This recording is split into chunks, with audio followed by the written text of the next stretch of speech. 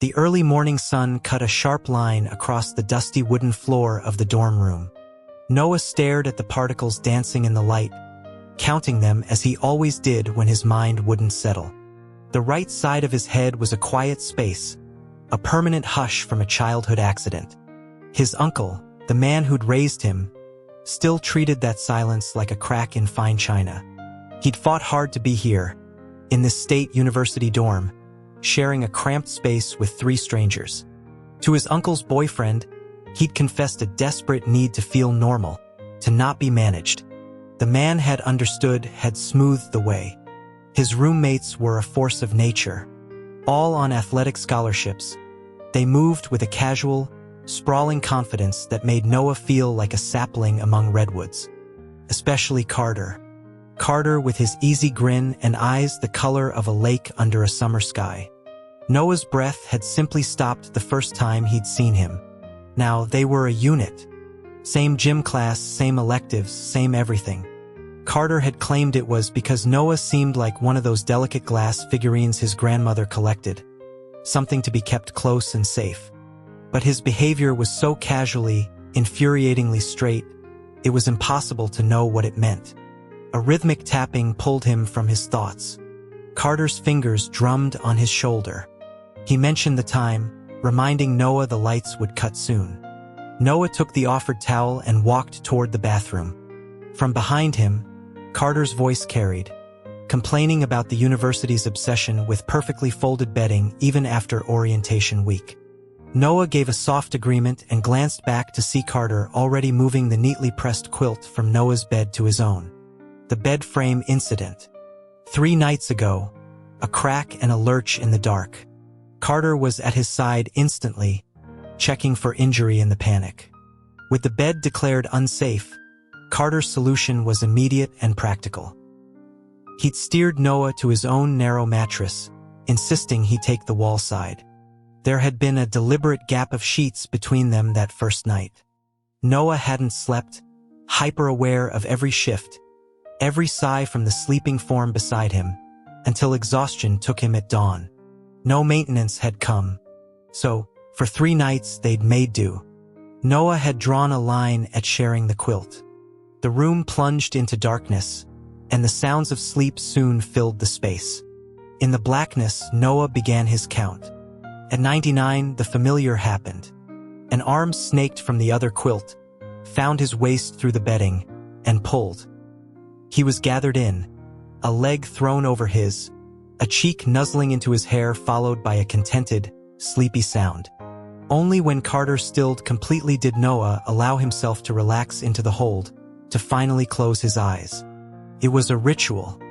Thankfully, the other 2 roommates, Marcus and Leo, kept their thick curtains drawn. That first morning, tangled in warmth, Noah had stammered a question about whether Carter often slept so closely with friends.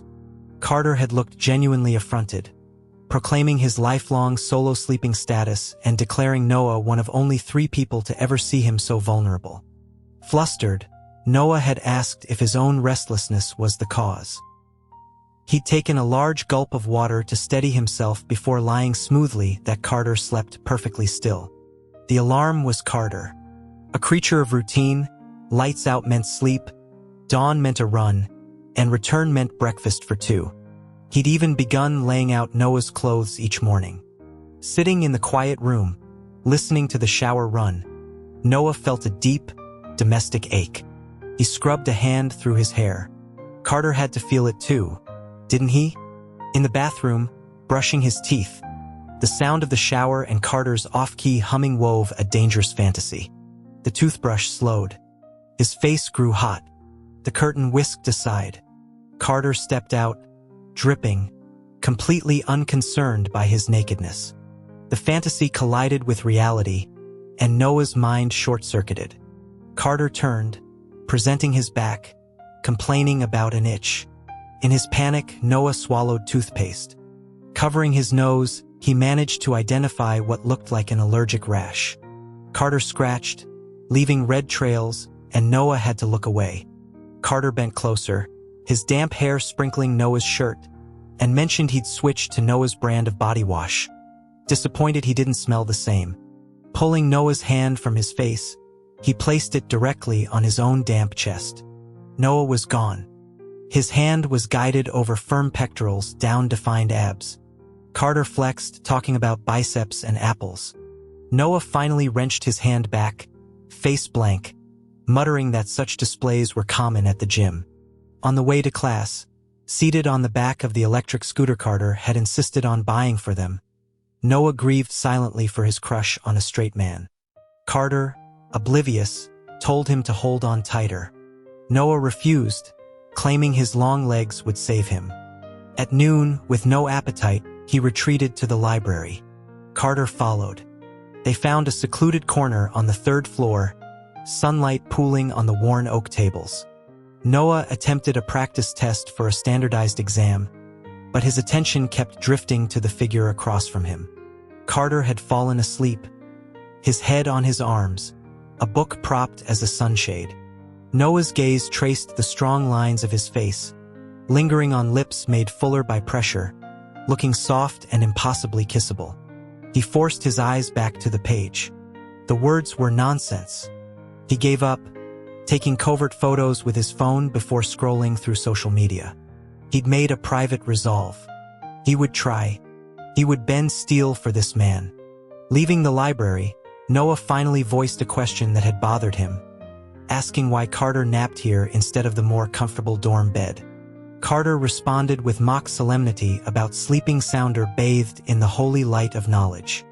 He grabbed Noah's hand, talking about a new burger place off campus that Marcus and Leo had raved about. A voice called Carter's name from behind. A guy with artfully messy blonde curls jogged up. He introduced himself as Dylan, said they'd shared a basketball session. Carter's expression was blank. Dylan's smile faded slightly as his eyes dropped to their joined hands, asking if Noah was his boyfriend. Noah was stunned silent, equally shocked by the bold question and by the fact Dylan had been in that gym class and he'd never noticed. Carter just laughed, slinging an arm around Noah's shoulders and ruffling his hair, calling him his best brother. Dylan's smile returned, bright and interested, asking to exchange numbers for some deeper conversation later. Carter steered Noah away, muttering about weirdos. At the campus gates, Noah was wrestling with the idea of testing Carter's feelings when he saw a familiar convertible idling across the street. In the passenger seat, a man in a business suit was trying to exit, but the driver was pulling him back into a kiss. Noah froze. Carter's hand covered his eyes. He grumbled about the world going crazy, telling Noah not to look, not to get any ideas. So he knew. Noah pulled the hand down as the car sped away, leaving a red blur. He ventured a careful question, asking if Carter was disgusted. Carter's brow furrowed. He admitted it made him uncomfortable, questioning the appeal of two hard, sweaty guys getting so close. In that moment, Noah's heart turned to ice. He looked down, not wanting his face seen, and invented an urgent message from a professor. He refused Carter's company and walked quickly away, losing himself on the winding paths between the old brick buildings. The professor had never texted. He just didn't know how to be near Carter now. He sighed, sitting on the cold steps of the humanities building. A hand tapped his shoulder. Marcus, the vice president of the skate club, stood behind him, asking what was wrong. Noah denied any problem. Marcus, perceptive, suggested a distraction, offering a personal lesson at the indoor skate park. Noah lost himself in the focus of not falling. As he gained confidence, his speed increased. Then Carter appeared at the entrance. Distracted, Noah's feet slid out from under him. Carter caught him under the arms before he hit the polished concrete. Sitting on a bench, Carter squatted before him, sounding wounded. He'd sent many texts, worried Noah had been kidnapped, only to find him here. He claimed he could skate as well as Marcus and that in a crowd, Noah would be ignored. Marcus, skating over, heard the last part and apologized. Noah brushed it off, putting his shoes on and telling Carter it was time to go. Back in the dorm, Leo mentioned a maintenance worker had finally fixed his bed frame. All his things were back on it. Noah showered, And when he emerged, Carter had already made his bed with military precision. He must be relieved, Noah thought. That night, lying in his own cold, spacious bed, he felt hollow. A rustle came from above. A finger poked his hand where it lay on the mattress edge. Carter's whisper came, asking if he was asleep, claiming a nightmare and a fear of something at the window, asking to join him. The room was quiet. Then Leo erupted in a theatrical, coughing fit. A thud and a yelp followed, and the coughing stopped. Noah made room. Carter climbed in, lying on his side. In the dark, he shifted closer, his breath warm on Noah's face, asking if he'd done something wrong. Noah pressed himself to the wall, stammering a denial. Carter asked about burgers tomorrow. Noah agreed and pushed at his shoulder. Carter moved back, then his long arm shot out, pulling Noah firmly against his chest. He buried his face in Noah's neck, murmuring about how good he smelled, about wanting to smell the same. Noah's heart hammered. He was terrified of what he might do, of ruining everything. He decided he needed distance, but Carter gave him none. The next day, in a half-empty lecture hall, Carter moved to lay his head in Noah's lap, using his hand as an eye mask, complaining the nightmare had worn him out. Noah gave up, letting him rest. A girl nearby sighed dramatically about the dog food they were serving. Carter lifted his head, clarifying loudly about pure brotherhood. Another wound. Noah pulled his backpack away and hopped over the row of seats without looking back. A soft voice called for Carter at the door. Noah glanced back. It was Chloe, the short-haired freshman whose face was always on the campus social feeds. Popular, pretty. They walked out together, looking like a casting call for a teen romance. Noah watched until they turned a corner, then slumped against the rough brick of his dorm, exhausted. Carter found him, picking up the dropped bag.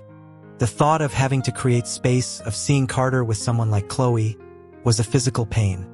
He decided to break the silence. He hooked a finger and Carter leaned in close. Noah whispered the secret directly into his ear, the words tasting like acid and relief. He told him he liked men. Carter froze, his face going utterly blank. Noah waited, the silence stretching. His phone rang. He answered, listening, then told the caller he'd be right down. He hung up and moved to step around the statue that was Carter. Carter's hand shot out, grabbing his wrist briefly before letting go. He asked who it was, where he was going. Noah said a friend. Carter asked when he'd be back, reminding him of plans to watch the big game. Noah got into the waiting sedan, saying he wouldn't be back tonight.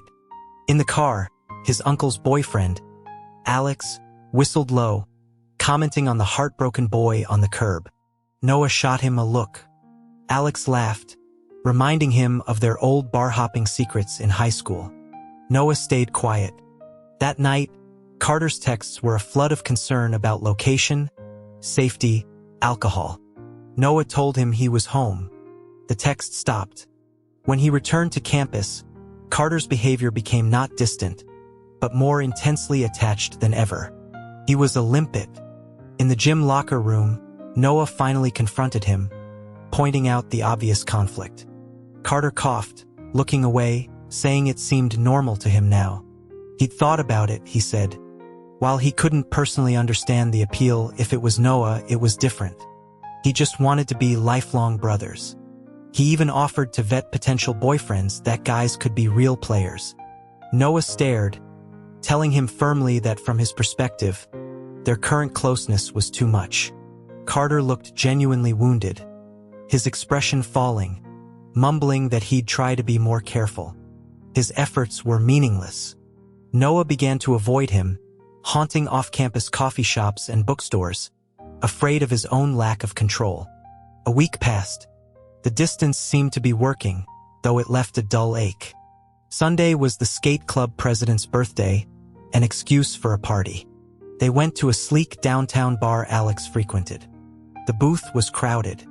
Marcus waved Noah over. Carter arrived later, and with him was Chloe. He sat next to Noah and she sat next to him. Carter said something, but he was on Noah's right, and the words were lost in the din and the permanent quiet. A tightness clenched in Noah's chest.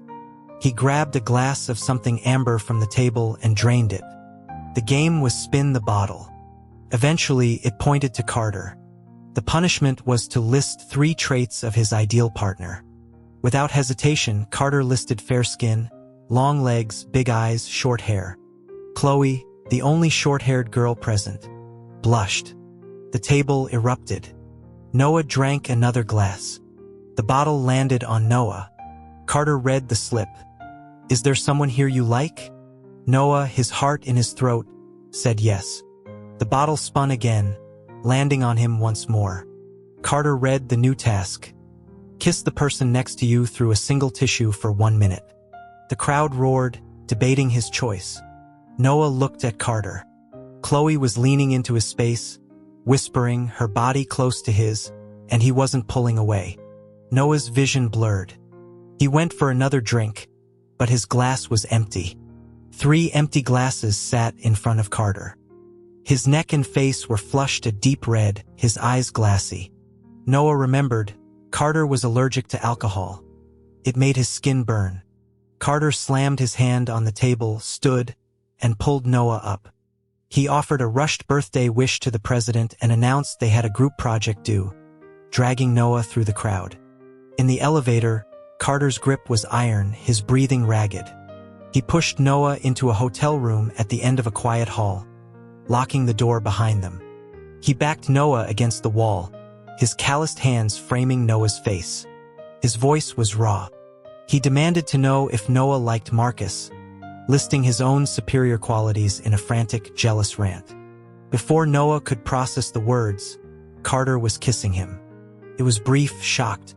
He pulled back, staring at their reflection in the dark TV screen, thumb brushing Noah's lower lip, murmuring about how soft it was. Then he kissed him again, deeply, desperately. Noah's hands came up to push, but Carter pinned his wrists to the wall. This wasn't a dream. Pain flared as Carter bit his lip. Carter broke away, chastising him for not paying attention. Noah, fueled by a week of confusion and heartache, kicked his knee out, sending Carter stumbling to the floor. Noah yelled, asking if he knew what he was doing. Carter yelled back that he was kissing Noah. "I'm a man," Noah shouted. "Of course you are," Carter roared, louder. "But you're different. I don't want anyone else near you. I want it to be just us, forever." His face was scarlet. He admitted, voice dropping, that the night Noah stayed away, he dreamed of him. Noah, dizzy from the drinks and the whiplash, asked what kind of dream. Carter gave a low, shaky laugh, calling it not for kids. The crucial question came, "Aren't you disgusted?" Carter shook his head wildly, saying Noah was nothing like that. He was warm and real. A reckless, hopeful courage surged in Noah. He moved, straddling Carter's waist on the floor. He told Carter he didn't believe him. He'd need proof, a physical explanation of that dream. As he spoke, he began undoing the remaining buttons on Carter's shirt. Carter's breath hitched as Noah's hands worked, his own rough voice painting the dream scene. But when Noah's fingers touched his belt buckle, Carter's hand closed over his, stopping him. Noah went still. After a long moment, he swallowed hard, fighting back a wave of crushing disappointment. He moved to get up, saying Carter should sleep it off. Carter's arms locked around his waist, his voice cracking with urgency and shame. "I'm not joking. I can't. I'd hurt you." The tension shattered. Noah went limp, collapsing against him, a watery laugh escaping his chest. His heart, torn and mended so many times, finally clicked into place. They returned to the dorm just after 8 the next morning. The door swung open to reveal Marcus, who had Leo pressed against the desk, kissing him soundly. At the noise, Leo shoved Marcus away, punching him in the shoulder and hissing about boundaries. Marcus just grinned, pulling his own hoodie over Leo's head and bundling him toward the door. He nodded at Carter and Noah as they pressed themselves flat against the doorframe to let them pass, offering a casual thanks and mentioning they had some domestic matters to settle off campus for the night. Leo's muffled protests faded down the hall. Carter and Noah looked at each other and nodded in unison. The concern Noah had about an awkward reveal evaporated. Later, in the quiet of the now two-person room, Carter played with Noah's fingers, asking about plans for the upcoming fall break. Noah, finally allowing himself to trace the contours of the abdominal muscles he'd admired for so long, said anywhere was fine, but he'd need to go home for Thanksgiving first. His uncle wanted to meet him. Carter went rigid. After a long pause, a torrent of anxious questions spilled out about preparation, gifts, impressions. Noah smiled, pressing a hand to Carter's chest to calm him, assuring him they'd love him. His uncle, he whispered, had a soft spot for people who were sincere and well-meaning. Carter fit perfectly. Satisfied, Noah settled. A few minutes later, just as he thought Carter had fallen asleep, Carter's hand closed over his wandering one. His voice was a low murmur in the dark. "I was almost asleep, Noah. Now you have to take responsibility." The old iron bed frame gave a faint, rhythmic complaint. Outside, the moon slipped behind a bank of clouds, leaving the room in a deep, comfortable darkness.